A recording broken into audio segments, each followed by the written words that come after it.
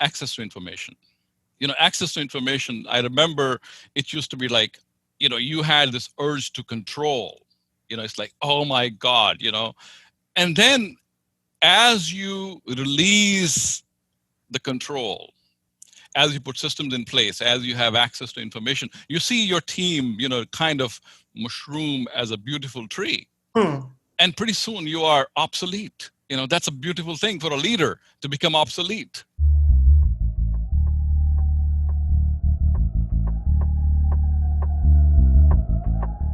Hi, leaders. Welcome to today's episode of The Rozy Effect, where we're giving you the keys to lead your individual, business, and technology transformation. I'm your host, Rozy Ponsam. Today's guest, Rakesh Dhawan. Rakesh is an entrepreneurial, strategic, and passionate visionary leader with extensive experience creating great high tech companies in industrial, commercial, and consumer industries. He's an expert in crystallizing the go to market strategy while building scalable, repeatable marketing and product development business models, ensuring continuous double digit growth in the global manufacturing of electrical, electromagnetic, and mechanical engineering products and services. He has developed strong, outstanding management teams, several R&D centers of excellence, manufacturing facilities on a global scale, sales organizations, and launched profitable firms. He's an expert at leveraging global contacts, boosting revenue, and embracing new technologies. He's skilled at forging stakeholder relationships, enduring partnerships, and collaborative environments. Rakesh is a master's and bachelor's in electrical engineering from the University of Minnesota and Indian Institute of Technology, and a master's in business administration from Old Dominion University. Currently, Rakesh is the president and CEO of Falco E-Motors, Inc. Let's get in the conversation.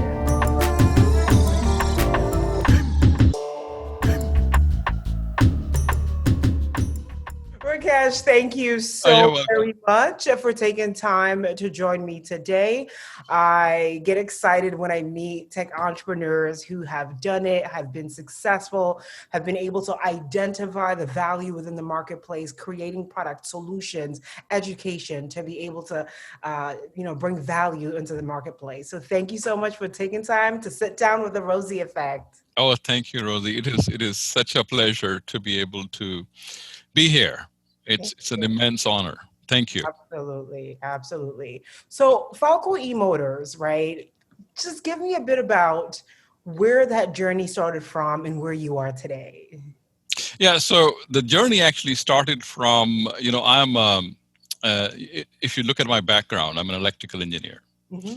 And there was a time when I actually got emotionally connected to developing technology in a way that, first technology we developed was electric bike technology. And we developed this electric motor, which we put on an electric bike. And when I rode the electric bike, it had kind of an emotional connect with me. So it kind of opened a new door. Normally when you develop technology, you have different experiences. So I got this amazing aha experience that I could develop something and I could feel something. And that was the start of Falco e-motors. That's why there's a motor in the company, right? So it's a kind of a my way to connect emotionally to the technology we develop and how we make a meaningful difference to people's lives in terms of developing new technology. So we do things, in totally unconventional way, and we do things totally out of the box, but a way where we can add a lot of value to the customers. Awesome, awesome. So since then, we have developed a lot of technologies. We have developed technologies in electric wheelchair, in industrial fans, so on Oh, and so forth. So yes, we I read start. the one about industrial fans. So this is pretty unique. It was a matter of your personal experience where you sort of did it for yourself and you connected emotionally that this is a value that someone else can utilize. Let me look at how I build a business around it to bring it into the marketplace. That's right. That's right. In a unique way. To me, I'm a cyclist. So when you connect the electric motor technology with cycling, all of a sudden you have this, connection. and you say, wow, this can be extraordinary. And I did just a few days back, I did 100 mile, I can do 100-mile ride in a day. What? Now, yes, yes, and so now I have done it both ways. I have done it without electric bike and with electric bike. Okay. And I was trying to compare, what is the difference between the two? Mhm. And the difference was you could actually have extraordinary thrill with the electric bike. I could go, I could go 15, 16, 17 miles per hour on a trail and have some extra 1 hour at the end of the day than on a normal electric bike where I would go maybe 12 miles an hour on a day. And I could have, talking about digital transformation, I can monitor. Exactly what that changed. And I'm going to go right into that. So let's talk a bit into digital transformation. You talk about you've done things in an unconventional, unique way. How do you define digital transformation and how do you measure success around the technology that you brought into now different products across the board, given that you started with cycling? Yeah, so I think, there are two parts to defining success in digital transformation. And I call it, the first part is developing your why.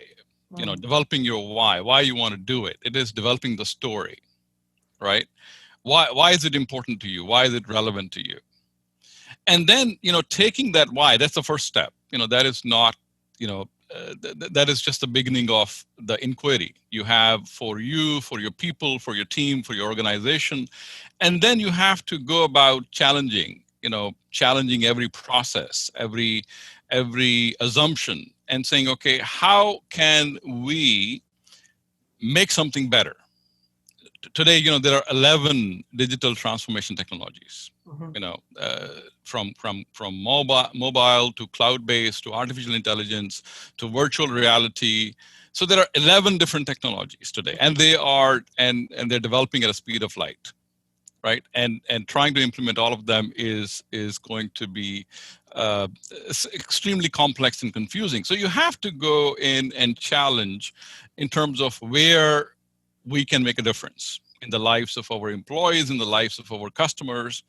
And then there is also constant experimentation. Mhm. So that is all in the process of developing why you want to do this digital transformation.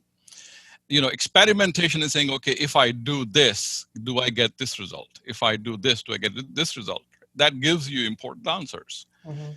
And then the fourth aspect of developing a why is once you have to have a sense of urgency behind it.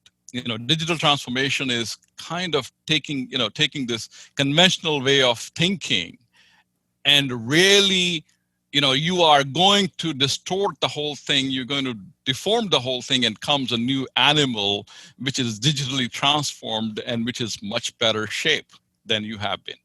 Right. So with your journey, and you mentioned, rethinking things with your product in a unique way to be beneficial to the marketplace. How have you applied digital transformation or the concepts of it to be able to do things in a unique way that, makes you exclusive and more competitive in the marketplace? Yeah, so I think the second part of being successful is you have to give access to information to your employees. Can you make information accessible to your team, and how much of that you can make accessible to your team? That is key. That is one part of it. Second is, can you make your teams self-serving? Can you make your teams independent? Can they develop using digital transformation self-serving applications, self-serving technologies, where the processes, you don't have management guiding every step of the way. You don't have leaders guiding every step of the way. You have processes happening at the same, on their own. And then there is encouragement of initiative. At every level of the organization, you want to have that initiative. Once people understand, what are the benefits of digital transformation, can you encourage that initiative at every part of the team? And the fourth part is collaboration. Even in a small team, we see a lot of lack of communication. People love silos. People love silos. And so, Seriously. and the role of the leader is, and And now leaders can become obsolete because with the digital technologies, you can have internal social media. And when you have internal social media, email is one-way communication. When you have an internal social media, you have new ways to communicate to your team. It is much more effective today that I send a video of myself to my team than having a one-to-one conversation. Hmm. So today digital transformation is so powerful that the communication with your employees have become much better when I can send a video Hmm. to my team. Hmm. So I think there are a number of ways to be able to elevate the success using digital transformation, and we have implemented almost all aspects of that to dramatically transform the organization. Wow. So give me an example of a specific one that you saw was really sort of the turning point for you or was really quite dramatic in terms of that change on those four key success metrics that you mentioned. Well, just a simple example, access to information. Access to information, I remember it used to be like, you had this urge to control. It's like, oh my God, and then as you release the control, as you put systems in place, as you have access to information, you see your team, kind of mushroom as a beautiful tree. Hmm. And pretty soon you are obsolete. That's a beautiful thing for a leader to become obsolete. So to me, that is what I enjoy is ability to see that when you have access to information, when you have self-serving applications, you have initiative being taken, you have collaboration, you basically have got this organization which becomes very effective. Hmm. Do you know that is still actually a big challenge for leaders to see value in becoming obsolete in leading teams, to be able to, as you said, make information available, put processes in place? Because, the quick thinking is, if I'm obsolete, where does my value lie to my team? How do I continue to grow my career and my brand or whatever it might be? So what's the mindset behind that a leader can see that there is a long gain in positioning your team by giving them information to be more independent, to sort of take charge, take initiative, and for you to become obsolete? How is that positive? Well, it's positive because think about this.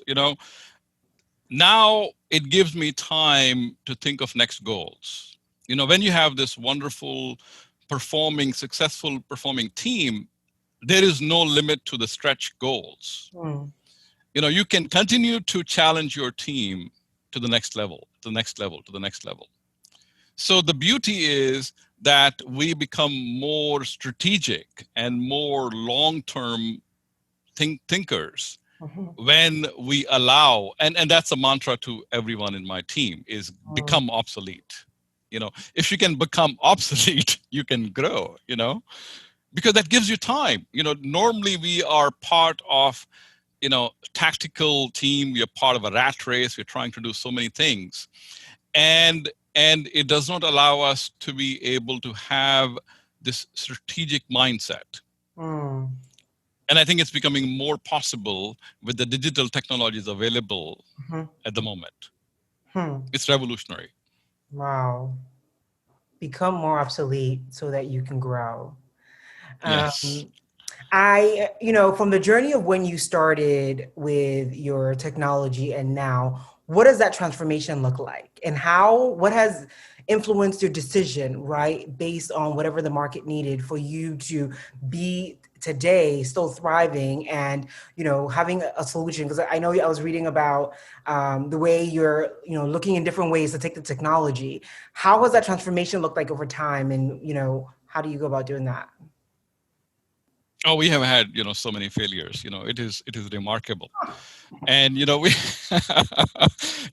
I mean, I have got and I joke about it. I have got battle wounds to show it, and then many more to come. Many more to You have come. to share a So the battle one for me though, by the way. You gotta get in there with a failure story. Yes, yes. No, we have had, to me, when we started the technology development, it was not easy. I have had a privilege to set up manufacturing in China, in US, and I never had a privilege to set up manufacturing in India. So when we started manufacturing in India, it was a challenge. I am from India, so I thought it should be a piece of cake.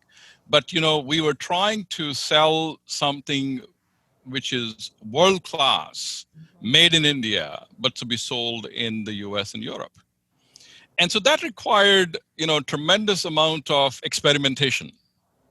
That required a tremendous amount of initiative. That required a tremendous amount of, empowering your team to continually persevere and not lose sight until we have got achieved the goal.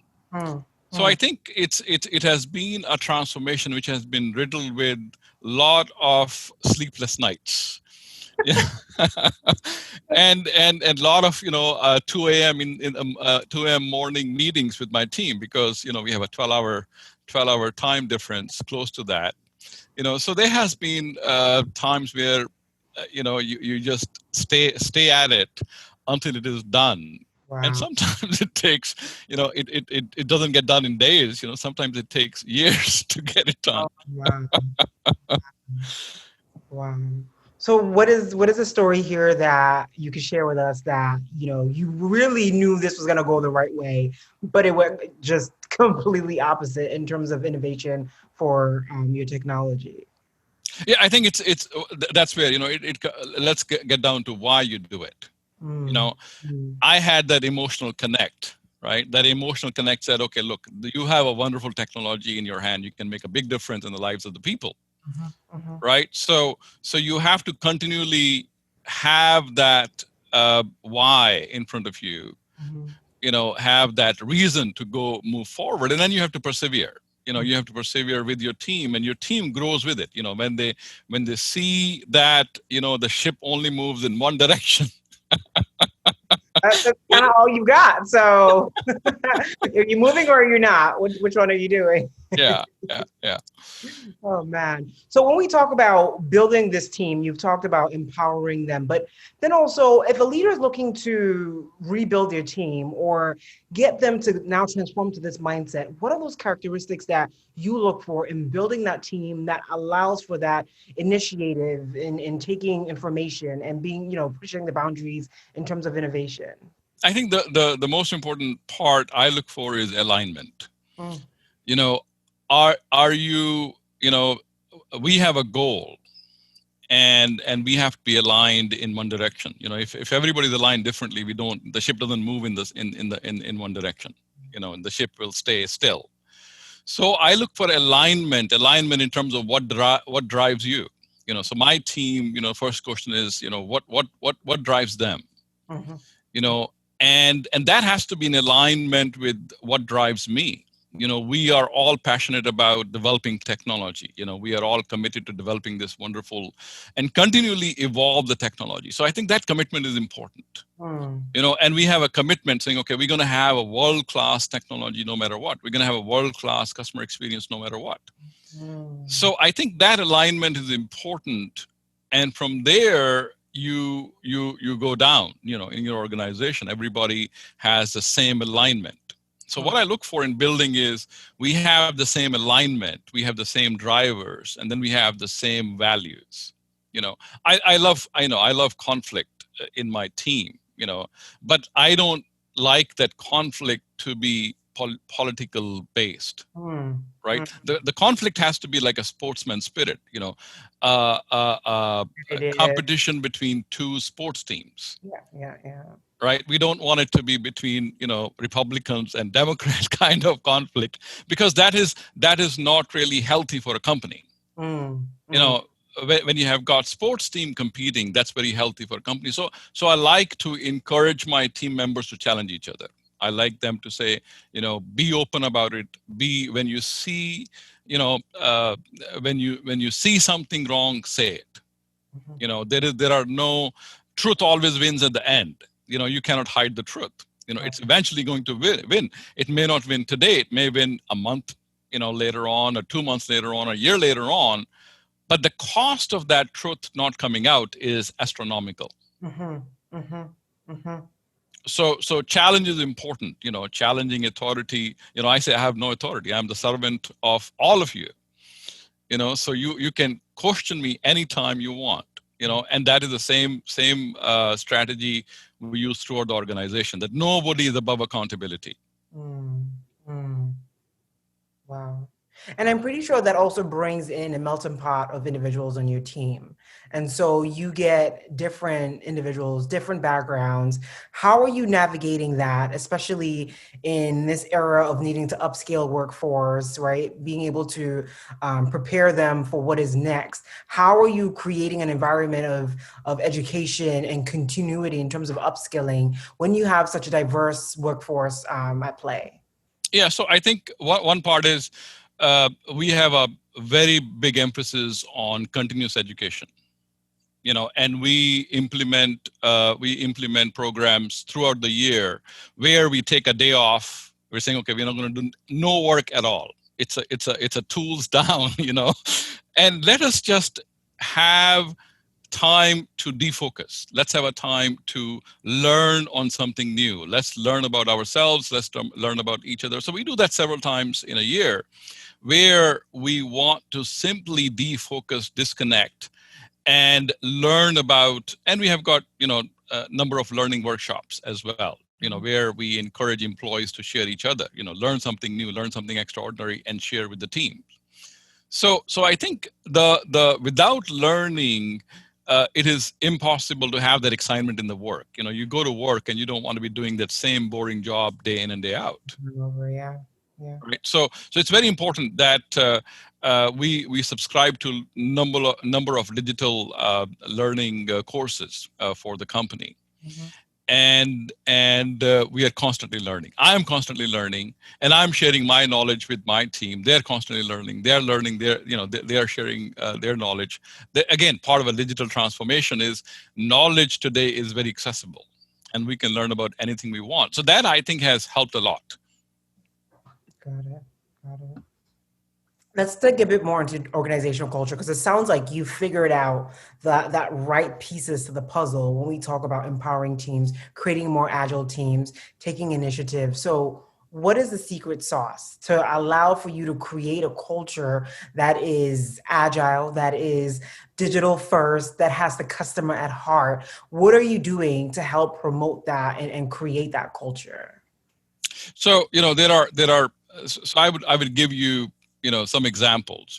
We talked about access to information. The second aspect is encourage your employees to facilitate analysis of complex data. Mm. Can they take on now all this access to information is great. Now, can you analyze the information? Hmm. Right. The other part is we have a great product idea. Can we enable rapid prototyping? Today, 3D manufacturing is easily available. Yeah. That's another part of digital transformation. Can we rapidly build something and test it with the customers? Which has never been possible before. And then can we create now digital networks of collaboration, which was not possible before? Digital networks of cross-functional teams where they can come closer and collaborate much easier. Okay. Right. Other aspect is we are constantly looking at processes and procedures, modifying SOPs, standard operating procedures. Mm-hmm. Right. And then we are also including the new behaviors we learn into KPIs, key performance indicators, so that we can see the impact of new technologies into key performance indicators. And all of us, you're doing it to have this what is called data-driven decisions, right? Can you make decisions which are based on data? Yeah. I mean, I love emotional decisions too. I mean, don't get me wrong. I mean, I don't think emotional decisions should be displaced, but emotions take a long time, at times to reach a conclusion. Mm-hmm. There's a lot of value to playing from your gut, and but I think gut, eventually develops when you have a lot of data. You have the backing, so then you have, the confidence to have the gut to actually be able to make a decision around it. So Yeah, Yeah. So I think that these things, empower the team, and they can see that, okay, this is how, we need to do. We're constantly refining the jobs and responsibilities when we have, where we can incorporate new technologies and give them new performance indicators, etc. So I think that helps as well. Hmm. And that's interesting too, because this all started based on that emotional decision to begin with, right? Yes. But Yes. eventually, data needed to come into play in order to validate and verify sort of the emotional awareness of, the direction that you wanted to go into, in order to turn it into a viable business and a successful one at that. Well, I think I got lucky there, Rosie. Oh, I'll you tell you. did? Well, I'll luck my way. normally if you go today, today there has to be, if you looking to start a company and attract, funding, there has to be alignment of the market and your emotions. you know when I started the company, electric bike industry did not really exist. you know Mm, as a matter of fact, it was a bad time to start the industry. wow. Today the electric bike industry is thriving, but Yeah. the point is, entrepreneurs, run from their emotion, run with their emotions. Mhm. And it was, for me, I didn't have a market data to say, okay, I have to jump in. you So know it was pure you know emotion. Wow. Bold steps. well, I mean, that's the story of every entrepreneur. It's I very hear rarely, today you have got a lot of success stories too, where you have the timing is correct. it. Mhm. Google is the perfect time. Sure. The team, they did everything right with the perfect timing, and that's why they are, $1 trillion capitalization. Yeah. Yeah. But there are also a lot of stories of internet companies who are gone by the wayside. That is true too. So my decision was emotional. I love it.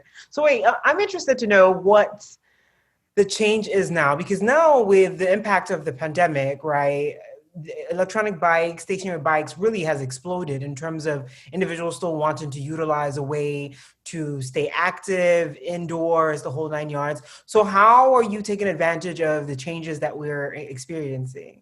Well, I think the sales are through the roof. That is one part of it, right? And so there is all of a sudden, it is a boon to all the in the cycling industry, Mhm. where people are all of a sudden more focused inwards in terms of, improving their health. You Mhm. know, gyms have become a secondary option. Yeah. People want to be able to, and the outdoors have become the new gym. Outdoors have become the new, and indoors in your house has become a new gym. Yeah. So I think we are connecting with ourselves in a different ways, and cycling is one way. Cycling has proven to be a very effective way to be able to connect, with yourself. Hmm. You can connect with yourself indoors when you can actually cycle, and there are so many we have a virtual reality integration where you can bike indoors and you can So imagine. basically, it takes you through a journey of a path and the experience. Sometimes you might even have someone talking to you. I was watching a few of your snippets on LinkedIn. That was pretty cool. Yeah, so you can create an outside world inside. You can create Paris inside. You can create, London indoors, right? Oh man. So I think it's an exciting time, in terms of how things are changing. How things are changing in our society, how things are changing with our customers, how things are changing. But I think the changes, we've seen very positive changes. We have seen more people cycling, and that's a wonderful thing. We have seen more people spending more time with their health. That's a wonderful thing. So I think those are all, positive things. But we can't wait for pandemic to be over. So Who are you telling? So, how is your business model today in terms of generating revenue for the business? Is it more licensure? Is it more physical products, solutions? What does that look like today? well, so we have number of product lines. So in terms of revenue, we have number of product lines. We have got electric bike is only one part of it. Right. And then we have OEM solutions where we provide solutions to other companies. And then we have got this industrial fan business, which we do it. So we have got number of revenue streams in our team. We have a number of teams who look after these different product models. So, but yes, electric bike is definitely the most exciting, most exciting model today, and we are looking at how we can, and it has got, we have had a number of challenges too, because we could not satisfy a lot of customers the way we wanted to, simply because of supply chain issues. We have had delays everywhere, and delays in terms of, we had India was shut down almost for 3 months because of Wow. pandemic. Right. And then here also we have had a number of issues in the US, customs delays, and getting the parts from other parts of the world, etc. So I think there has been challenges in terms of fulfilling customer demands, but I think we are at the tail end of it. We are easing those challenges, and we're beginning to now get back to the normal lead times for our customers. Mm. It seemed like India was sort of that big transition in creating products there. What influenced you to look at that market to build production and manufacturing there? Well, I think uh, the reason I went there was simply because of familiarity. Again, another emotional decision, I should say. Foundational culture. I mean, I totally, I get it. I get it. Okay.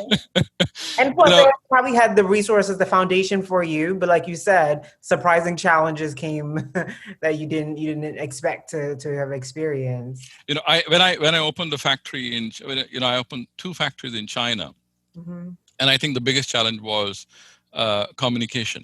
Communication was really hard, and we never really knew the truth. When you're talking about, you come across an issue and you wonder what exactly are you facing, Uh-oh. right? So it became, so it was kind of a big language barrier, uh, and we navigated that for several years. But then when I had the opportunity, I said, what happens if you remove the language barrier? So the language barrier was removed when I moved to, to set up in India, but other barriers came up. Once again, emotional decisions that end up working. Check. Yes. Take a lesson from you today on emotional decisions. So, with the pandemic, it has exposed a lot of gaps in our opportunities with people. When we talk about the racial tension that has brought up in our America today, when we talk about diversity, equity, and the value of inclusion, when we're building these products for such a diverse and continually growing diverse community. So what is your take when we talk about how do we go about leadership looking at the value of diversity and inclusion and actually implementing that in their leadership, in their organization to reflect the consumer that they serve? And how have you experienced or gone about utilizing or implementing what your stand is on this on this topic?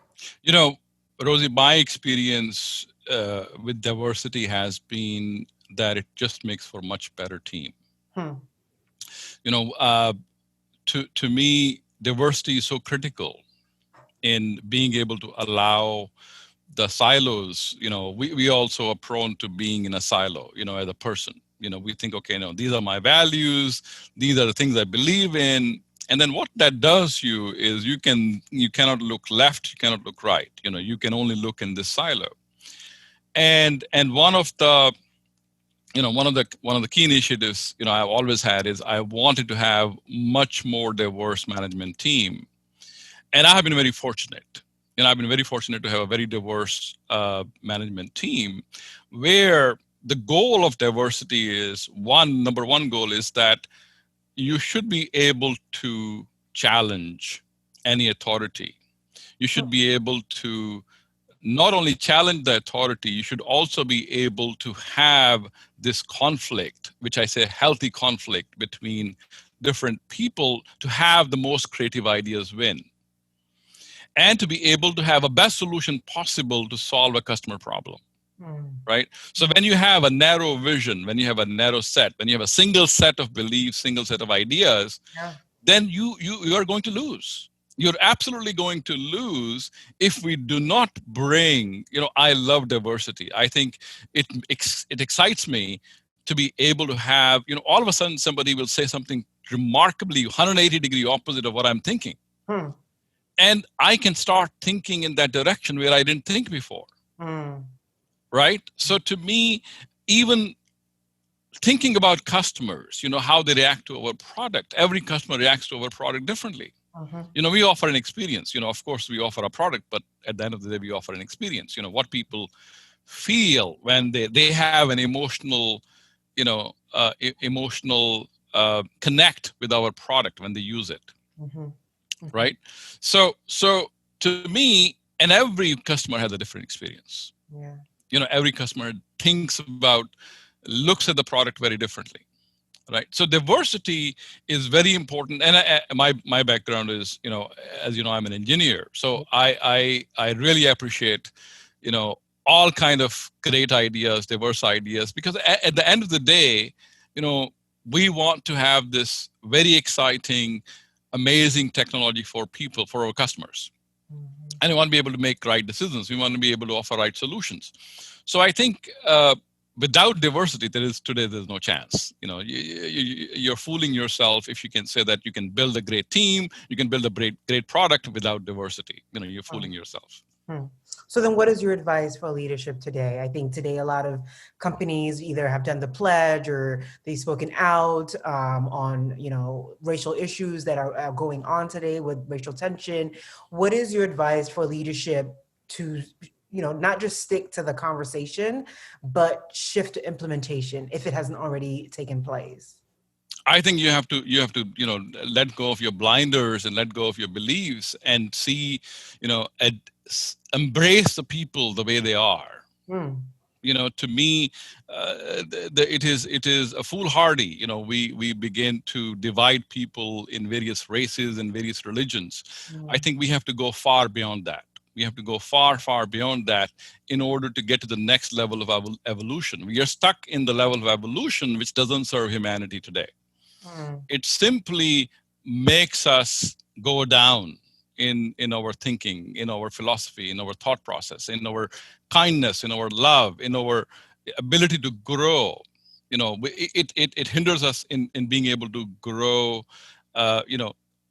Racial tension should be zero in this country. We have, it should not exist at all. To me, every time I see this racial tension, it's totally nonsensical. Hmm. You cannot judge the person. You have to be able to judge the person who they are, and that is not reflected by what you are externally. That is reflected by what you are internally, and that's all that matters. Hmm. That is all that matters. Hmm. And internally, everybody is beautiful, everybody is lovable, everybody has got a lot to offer. And as a role of a leadership, we have that duty to bring about that wonderful self Hmm. outside. Hmm. And I think that's our duty. That's our obligation to the society. And the more we push for racial discrimination, racial tension, the more we are harming the society today. Hmm. Hmm. Hmm. That might be a good way to end it because that definitely hit home. I definitely hit home. Wow. So what's next for Rakesh? What's next? What's in the pipeline as we come to the end of our chat today? Well, I think as I said, I am in the I have disconnected and defocused, so I can Oh, he develop takes the next. vacation, y'all. Oh man. I'm catching up on my reading and developing the next great strategy. Awesome. So that's what I'm thinking about. Awesome. Well, I'm glad that I continue to have the opportunity to be connected with you because there's a lot to learn here. So thank you so much for taking time today and joining in on a little episode of the Rozy Effect. Oh, thank you so much, Rosie. It has been a pleasure and it's an immense honor to be here. All right, leaders, what does it mean for a leader to be so valuable to its team that she becomes obsolete? That the value is incremental and she, as a leader, is able to give the right resources, the support, and creating an agile team in, pushing the limits on what value can be delivered to that ideal customer. An amazing conversation with Rakesh. Make sure to share it with a friend. So as you know, go ahead and share your feedback. I'd love to read your thoughts right here on Apple Podcasts or your favorite podcast platform. You know we're there. And we're in season 2 right now, so we're not playing around. Hop on over to our website, therozyeffect.com. That is TheRozyEffect.com, and subscribe. Join our growing community.